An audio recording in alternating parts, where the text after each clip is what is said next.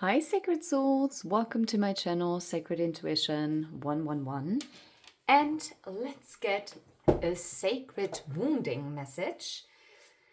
And today we are focusing on a particular wound that you might be dealing with and how to conquer it. Okay, let's see. Okay, I'm drawn actually to more than one. I'm drawn to this one. And I'm drawn to this one. And maybe also this one. Okay. This one also intrigues me a little bit. Okay. Let's put this to the side. And the first card is narcissistic abuse and self-sabotage patterns. Okay. Okay, so you probably have experienced cycles of manipulation, where maybe someone tried to control you, and which then again led you to reevaluate certain situations that then crept in as like self-doubt. And by the way, this is a very interesting thing that I heard once. Oftentimes people say that narcissists look for weak individuals. No. Narcissists actually look for people who they can break. And they often look for someone who's strong, because otherwise it is not a challenge to them. Now, this can be very triggering, and I probably put trigger warning into this. Now I'm at kind of anxiety and fear. Yeah, doesn't surprise me, if I'm completely honest. Yeah, your inner critic. Now these cards actually build not a triage, but they build the perfect square, kind of. Wow. So people with, let's put it this way, if you have been dealing with a narcissist or someone with very strong narcissist tendencies, or narcissistic tendencies, and we all have narcissistic tendencies in ourselves, but some have it very, very mildly, and it is something that you can just change, which can pop up like in different times in your life where you're facing, I don't know, maybe a deep insecurity within yourself. Not to excuse it, but to explain it. And oftentimes these narcissistic traits are being built because of the person who is operating from that kind of pattern is actually deeply insecure. And they need to be in control, and they get a certain kick out of it. So, and they are, as it says here, create a dynamic that blocks genuine love, trust, and mutual respect. Why? Because it's exactly what a narcissist or someone with strong narcissistic tendencies fears the most. Because that is something they cannot control. Something that is built on trust cannot be manipulated, okay? Because there is no trust in manipulation. In manipulation, there's only control. Okay, so with the self-sabotage patterns, it says, will show up as actions or thoughts that undermine your success, often unconsciously, like procrastination, perfectionism, or self-doubt. They may manifest as repeating negative behaviors, avoiding opportunities, or holding back from achieving your full potential, driven by fear of failure, unworthiness, or past trauma. Now, this ties very much into the things that I just discussed with people with narcissistic traits. Because this is also like stemming from a self-sabotage. Due to a really deep rejection wound. And often these people have been either the victim of a narcissist, whether it was a parental figure, maybe both parental figures, maybe also grandparents that had a major influence in their life, possible, or like a romantic relationship, or a very good colleague of mine. He actually experienced it. Yes, you heard correctly. He experienced it in a friendship dynamic. Yeah. And it took him quite some time because he is very empathetic. And he was the one who always gave and gave and gave. And after a while, he had to notice, but it took him quite some time. And that's the tricky part. Even in friendships, it is often so difficult to break out of it. And now imagine if this is a family member or someone with who you have romantic feelings. That just makes it go through the roof. I'm going to be reading from the book because the book that comes with these cards is so valuable and I absolutely love it. And we're going to go into the deep dive. But it's all really tying in, right? And it is also about healing this, because this narcissistic abuse is then leading to anxiety and fear within the person who is being abused or being mistreated, because I know that YouTube doesn't like the abuse word, so I have to be a bit careful. But in the end, we are talking about these things and we have to address them. If we're not going to name them, like, I don't know. Yeah. Anxiety and fear shows up as constant worry, restlessness, or pervasive sense of dread about the future. For me, look, it may manifest as physical tension, overthinking, or avoidance behaviors. And this is so interesting because many people with strong narcissistic traits oftentimes are dismissive avoidance. Why am I saying it like this? Because they're not only dismissive avoidance, but also anxious avoidance. Anxious avoidance normally do not have these strong narcissistic traits. Yeah. And not every avoidant has narcissistic traits. No.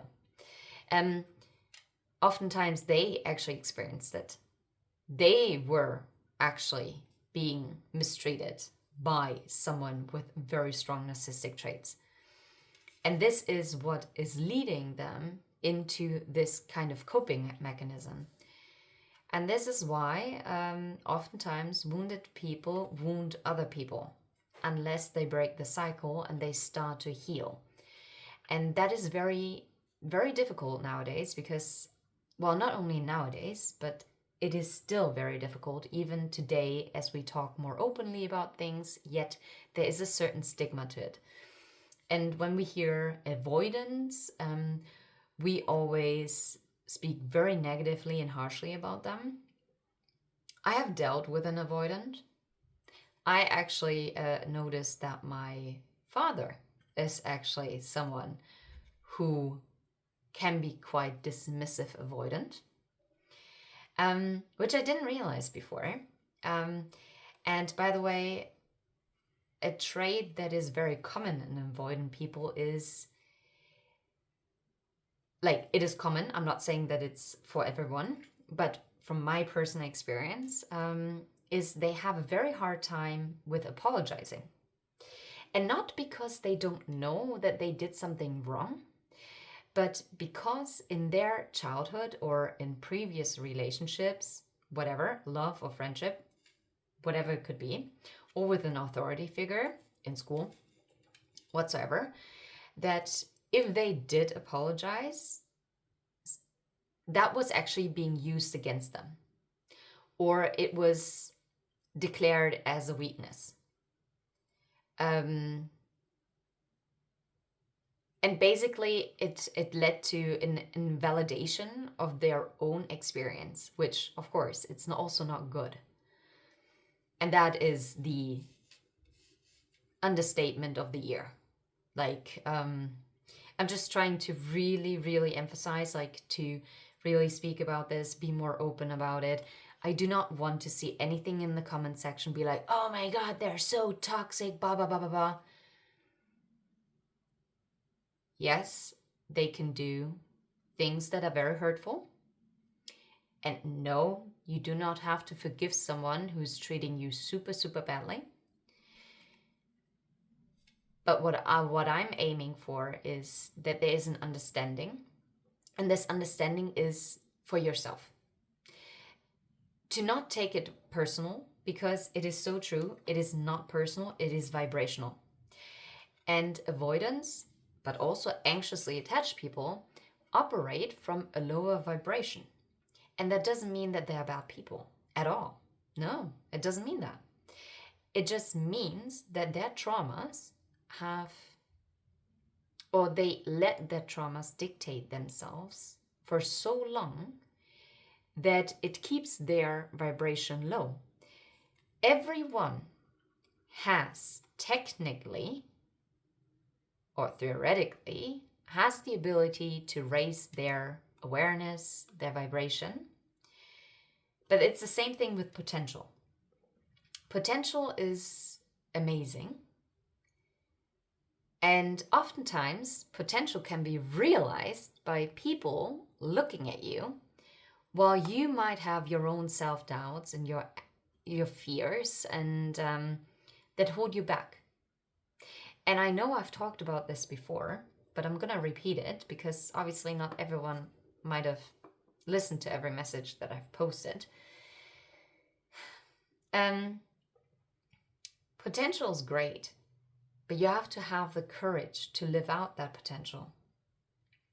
And for people who are very empathetic, and if you come across this message, then I'm very sure that you're one of those people who are highly empathetic, highly sensitive. So you can feel the pain, and you can also sense into person's higher timelines. But that is also what can cause a lot of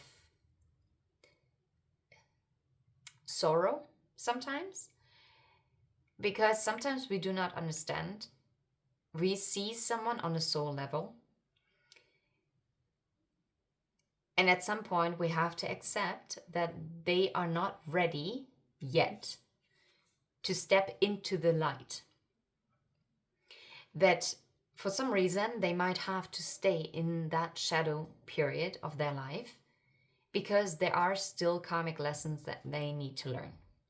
Not because they're a bad person, not because we do not want to help them, but if someone is not ready to receive your help, your support, it's going to be wasted. And you cannot clear someone else's karma. It doesn't work that way. It's the same for you. No one can clear your karma, even if they wanted to. There could be a person that loves you with all their heart. They see your light, your beauty. But if you cannot see it, if you cannot embrace it yourself, it's not that the love is lost, but it cannot be received.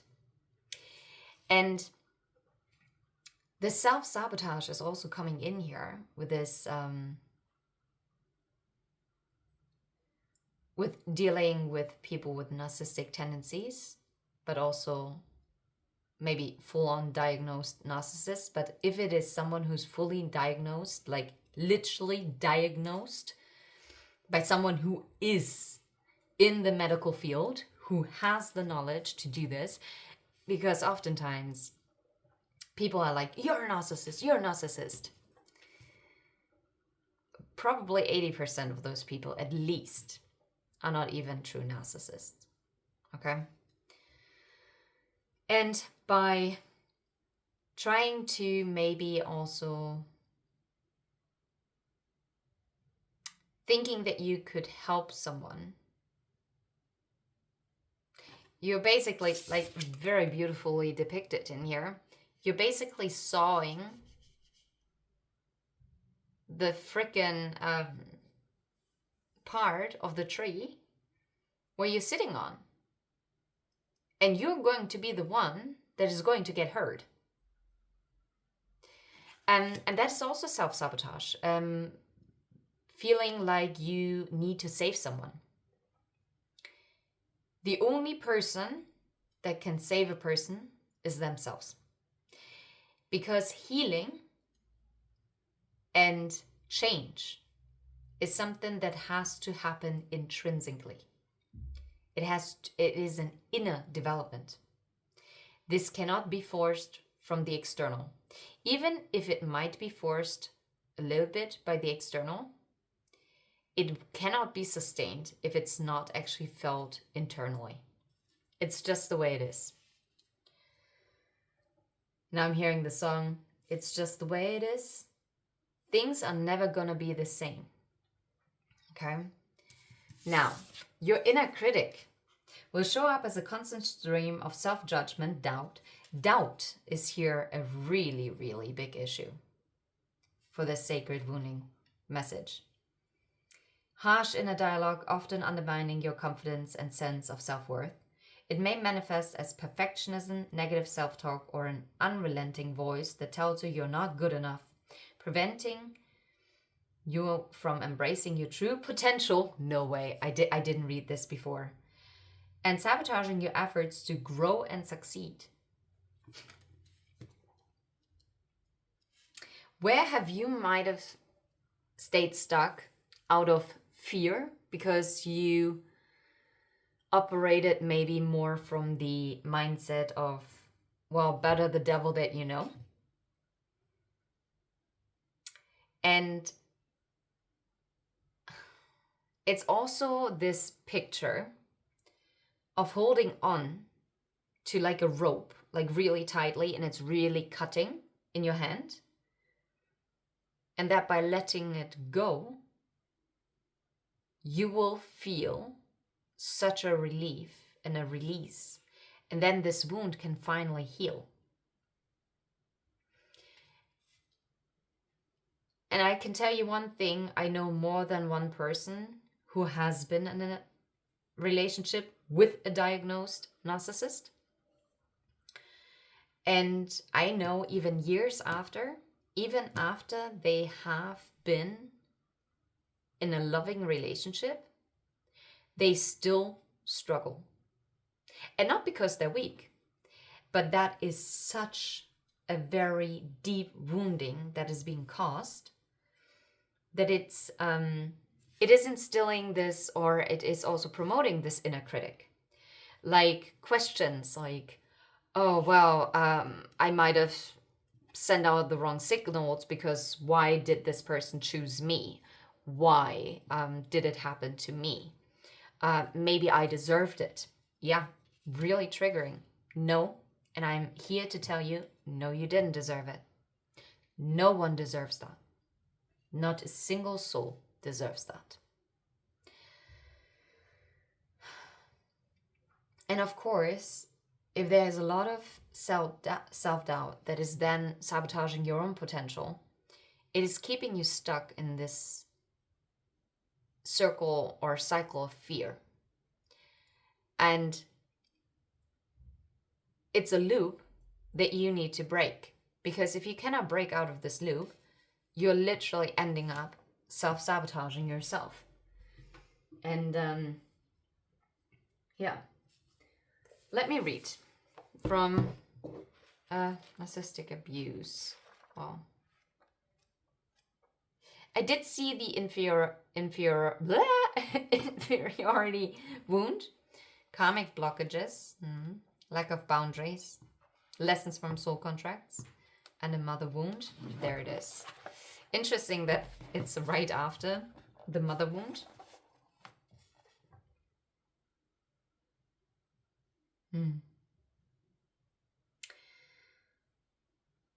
Okay, the scars you can't see are the hardest to heal, by Astrid Alauda. And it's so true. And this is why it takes so long to heal, even after you have separated from someone who treated you in that manner. Narcissistic mistreatment is not just mistreatment. I didn't want to use the other word. is a systematic unraveling of your self-trust, leading to self-doubt, your intuition, and your sense of reality. It teaches you to walk on eggshells, to doubt your own memories, to crave approval from someone who only offers validation as a form of control. It is the slow erosion of boundaries, the constant shifting of blame, the feeling that love must always be earned. Even after you leave, the effects linger. Hypervigilance, self-doubt, the fear that no matter how much you heal, you will never fully trust again. And you know what? You deserve that. You deserve to fully trust again. Because you're still whole, even though it might not feel that way. All right? But healing from narcissistic abuse is not about returning to who you were before. It is about becoming someone stronger. And that doesn't mean that you were weak before. No. But you're growing even higher. You're ascending higher in that level. It is about learning that the love you fought for was never real love. It was like a mirage, you know? And that real love would never ask you to abandon yourself. And that is also a tough lesson, because oftentimes people who experience these kind of dynamics also experienced this from a parental figure. So they learned that this is normal. And it's not. It is not normal. But different generations had also different ways of raising children, quotation marks. And let's face it, it was a lot of abuse. It was very abusive. How, even if I look at how my grandparents treated my father, even though, of course, I didn't experience it when my father was a young kid. But from certain commentaries, little snippets of stories. And if you are sensitive and you're interested in psychology as I am, and you are very intuitive, like I am, and very highly sensitive, then you're picking up between the lines. And if you then adapt it to how that person is showing up in your life, you actually understand why they have certain coping mechanisms.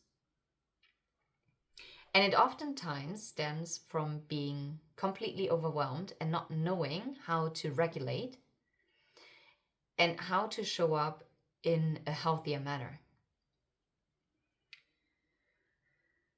You're not broken, you're not too much.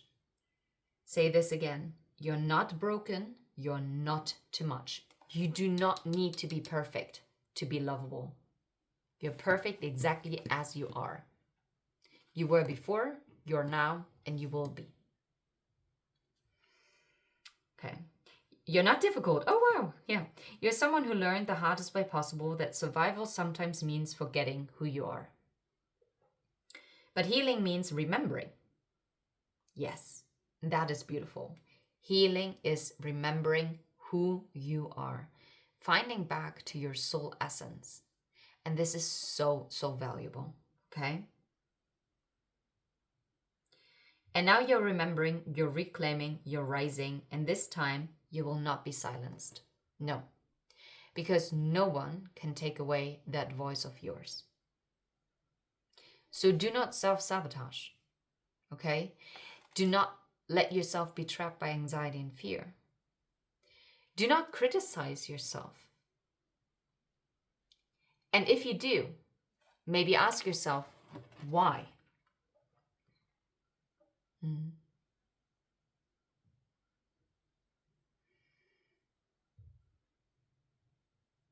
Yeah. There might be like a sense of lingering sense of powerlessness. Needing to address inner critic. Talk to yourself like someone you love. Yeah. And healing the inner critic wound starts with understanding that this voice is not your truth. It is a distortion A survival mechanism meant to protect you, but one that now keeps you small. You do not have to fight it, but you must learn to challenge it. Ego is very loud, and ego evokes fear within yourself. Intuition gives you calmness. Intuition makes it really feel soft. Okay?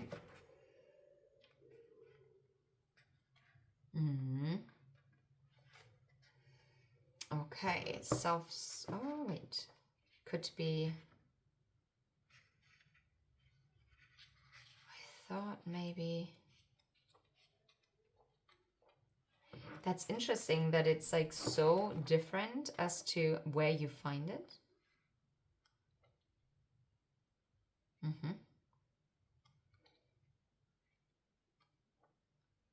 Self-sabotage patterns. Healing the self-sabotage requires learning to recognize fear. No way. Without obeying it, growth will never feel comfortable, but discomfort is not danger. Very important. It is expansion. You do not have to wait until you feel fully ready, because readiness is built in motion. When you stop expecting failure and start believing in your own resilience, you step out of your own way. You're not meant to live in cycles of hesitation. You're meant to rise. That's exactly what I was talking about. And the moment you stop holding yourself back, you realize you were capable all along. And yes, you are.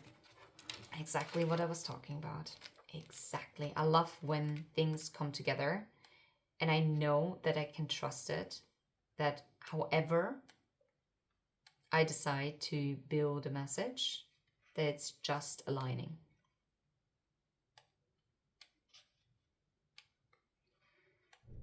Wow. Anxiety and fear. Now that's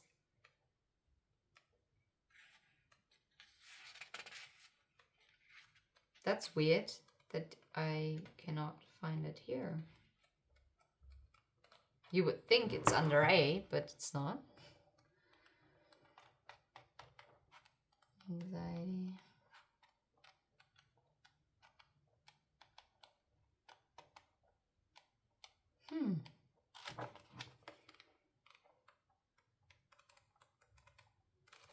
That is wild.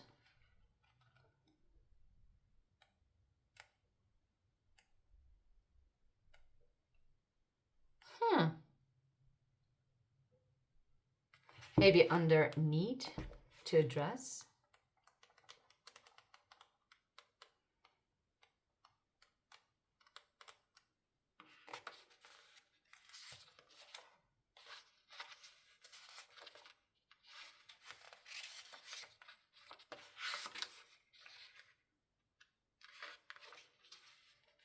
That is. Is there maybe a fear of you that you are not seen? Because as if you couldn't find yourself. That's a side note, but I'm trusting my intuition right now because I cannot find it. That is so odd.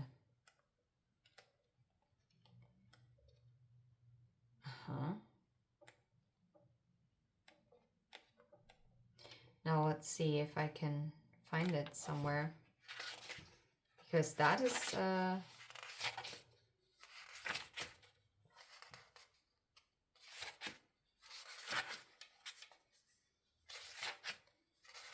Okay.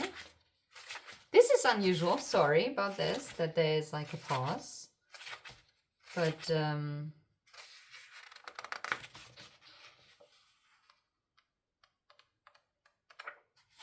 maybe under F for fear. Fear of change. Fear of being perceived. Fear of the future. Fear of success. Fear of failure. Fear of change.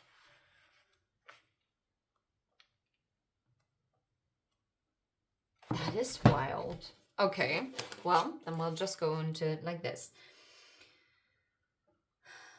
Often rooted in past trauma or unresolved emotional fears, preventing you from feeling secure in the present moment.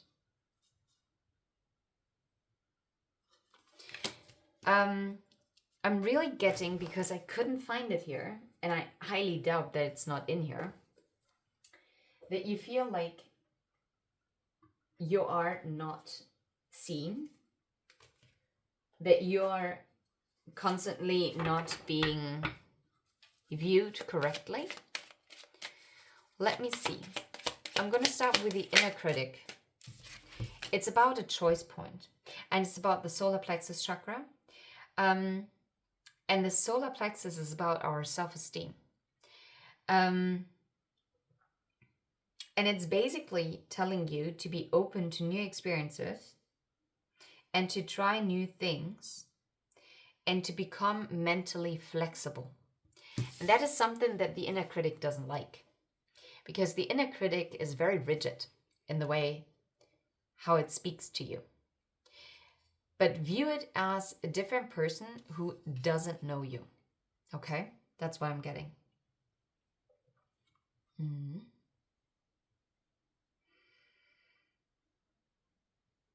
So interesting, because it's talking about the lymphatic system. It might help you, I know, odd, but to do like a lymphatic drainage to release the toxins. And as you do that, even with a gua sha massage, by slowly talking to yourself and be like, I'm letting go of negative self-talk. I am okay the way, or I'm great the way I am. And speaking of qualities, and if you're being harsh to yourself, trying to rephrase what you're saying. What about needing to heal from narcissistic abuse? It's about anchoring within yourself. All these emotions that this has brought up, all these deep-seated fears and wounds, because emotions are like water is emotions, right? But it's also about like grounding yourself with the root chakra as well. But it's also about rebuilding relationships that really anchor you, or routines that give you stability. Because that is one of the first things that a narcissist would do, or someone with strong narcissistic tendencies, because they cannot manipulate you if you have a very strong support network. So someone who wants to manipulate you will isolate you from people who know you, so that they can then create this doubt within yourself that you are losing your identity. And this is basically the advice for this. How about the self-sabotage patterns? If this scythe comes out, oh no, but it's the broom, I love it. It's cleaning up with those self-sabotaging tendencies that you might have. And it's also about speaking your truth. It's about being your authentic self. Stop saying yes to something that clearly goes against your boundaries.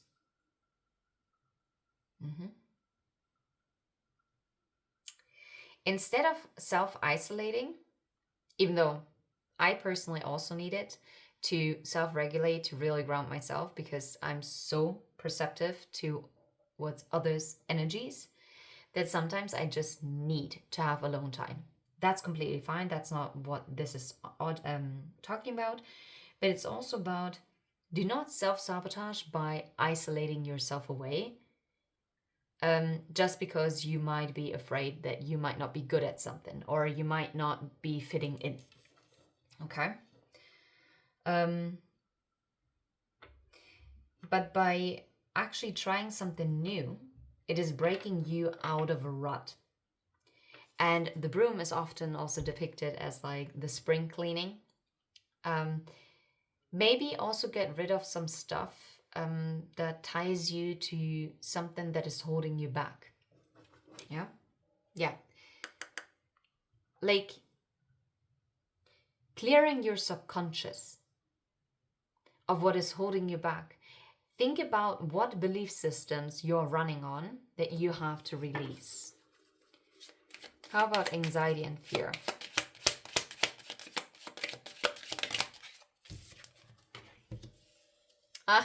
Clarity. The stars. And it's the crown chakra. It's about really following your intuition and being open to the downloads that you're getting. It's being advised to use like an obsidian. And to relieve this anxiety and fear that you are having, it is advisable to seek for a deeper meaning. Look for a new purpose. If what is causing you anxiety, try to break away from it, little by little. It doesn't have to be a major change. But if, for instance, you are afraid that you're going to be ending up alone, for instance, then it is about questioning why it instills the fear. Is that truly a fear that you're having within yourself, or is it because society is pushing that onto you? And then getting maybe clear about it. What is it? Why are you seeking a partnership? Or for some of you, it might actually start with getting a pet and building this strong partnership relationship to this animal. Could be. Maybe this is a way how you could start resetting like these kind of anxieties and fears. Because I can tell you one thing, if you have a cat or a dog or maybe even a parrot, you're definitely not going to be alone. And yes, it is not the same, but I'm talking about little steps how to break out of it.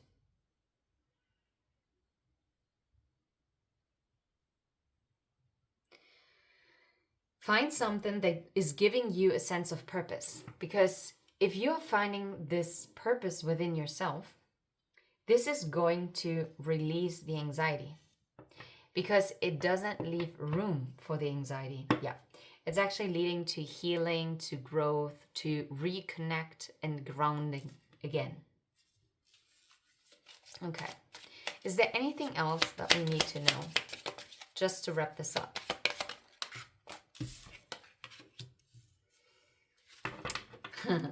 Sacral chakra, the snake. Maybe you want to purchase a malachite.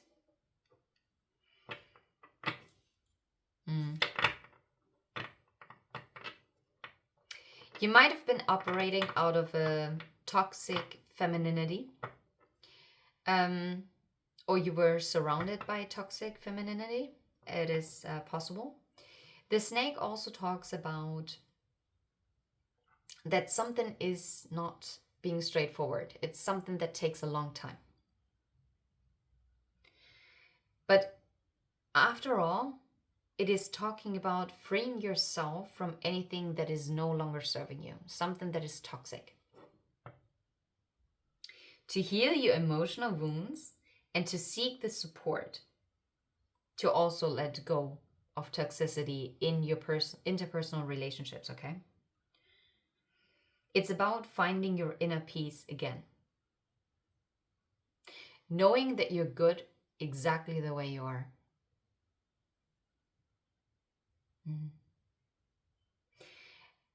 And yes, there might be throwbacks. And yes, there might be obstacles in your way. And it might not be a linear healing. But nonetheless, you are continuing to heal. And you're finding back into your feminine energy.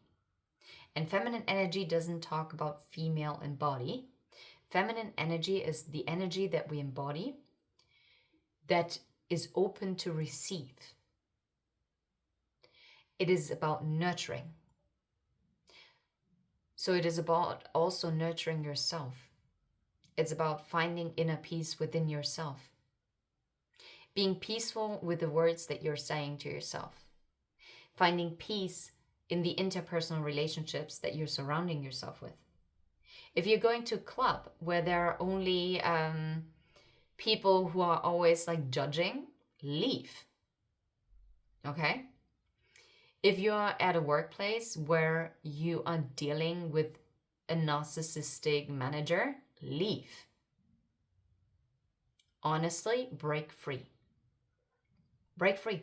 It could be that this is not about love. It could also be about career. I did have a narcissist manager. Like, whoa, and that person definitely also had an alcohol problem. That is for sure. It was like as if there was a freaking dark cloud around this person. I normally cannot see auras, but his aura I could see because it was so dark that it was, not surprising. Yeah. Yeah. Heal it.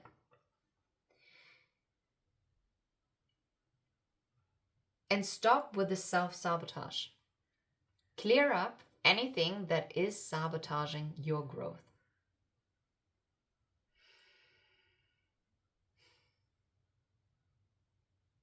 And get the clarity as to what you're truly afraid of. And then find an approach how to address it. Because I'm not invalidating your fears. Nope. I have dealt with anxiety myself, and I know it is a huge thing. And anxiety oftentimes doesn't stay the same. It evolves. But what I've also learned is with my anxiety is that if you reach a certain level and then it throws you back into an even deeper hole where your past coping mechanisms, yes, I have to say coping mechanisms, because at first those were coping mechanisms that helped me to be okay with the anxiety that I felt. And I reached a point where I had to heal it because I literally hit rock bottom. I was devastated. And this is why I'm not speaking lightly about this. I'm not saying that this is going to be like, oh yeah, you snap your fingers and you're thinking something positive and then yay, everything's hunky-dory. No.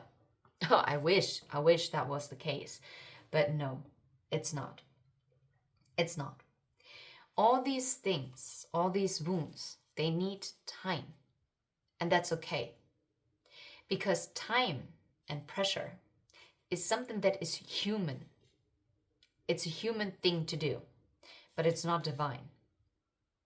We're here to learn. We're here to evolve, to grow.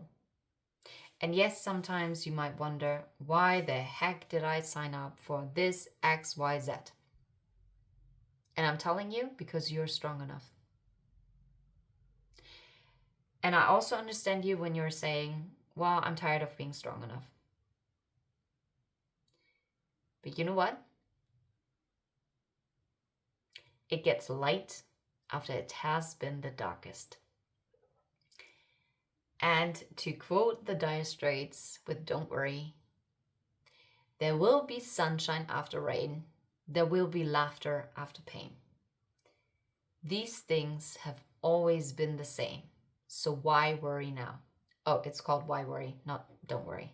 So, yeah, you're healing. You're healing from anyone or anything that is keeping you in lower vibrations. And I'm sending you all the very best. I know this is a very different reading. I hope you liked it nonetheless. And if you vibe, please hit like and subscribe. I'm definitely going to try to do this once a week because I do think it is deeply helpful. And yeah, until next time. And yeah, I think afterwards I'm going to record a mystery message because I kind of feel like to be surprised as to what might be the theme that I want to tap into. Bye-bye.